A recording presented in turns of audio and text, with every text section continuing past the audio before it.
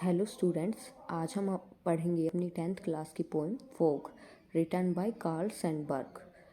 तो इस पोएम में जो पोइट हैं वो हमें समझा रहे हैं कि कैसे फोग मतलब कोहरा कैसे आता है। बिल्कुल फोग को कंपेयर किया है बिल्ली के आने से पोइट ने। और इस पोएम के माध्यम से कवि हमें ये कहना चाह रहे हैं कि जैसे कि फोग आती है, कैट आती है जिसका पता भी नहीं चलता है, उसी तरह से मुसीबतें भी हमारी लाइफ में आती हैं और फिर वो चली भी जाती हैं। तो उनकी वजह से हमें परेशान नहीं होना चाहिए कि हाय अभी मेरे ऊपर तो ये मुसीबत आ गई, अब मैं क्या करूँ। नहीं, वो मुसीबतें कुछ समय के लिए रहती हैं, लेकिन अगर हम उनका डट कर मुकाबला करेंगे तो वो जल्द ही ख़त्म भी हो जाएंगी। Let us start.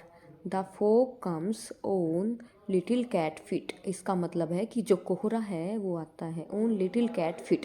कहने का मतलब ये है कि कोहरा बिल्कुल वैसे ही आता है जैसे कि बिल्ली आती है, क्योंकि बेटा बिल्ली के पैर हैं वो फर के बने होते हैं, और फर के बने होते हैं तो बिल्ली अगर हम कहीं पे बैठे और हमारे पास आके भी बैठ जाएगी ना तो भी हमें नहीं पता चलेगा कि यहाँ पे बिल्ली आई हुई है। उसी तरह से कह रहे हैं कि फोग भी आती है, सुबह उठ के हम देखते हैं कि भाई बहुत सारी फोग ही फोग हमें दिखाई देती है, लेकिन क्या जैसे ही धूप आती है फोग गायब हो जाती है, हमें पता भी नहीं चलता कि कब फोग चली गई।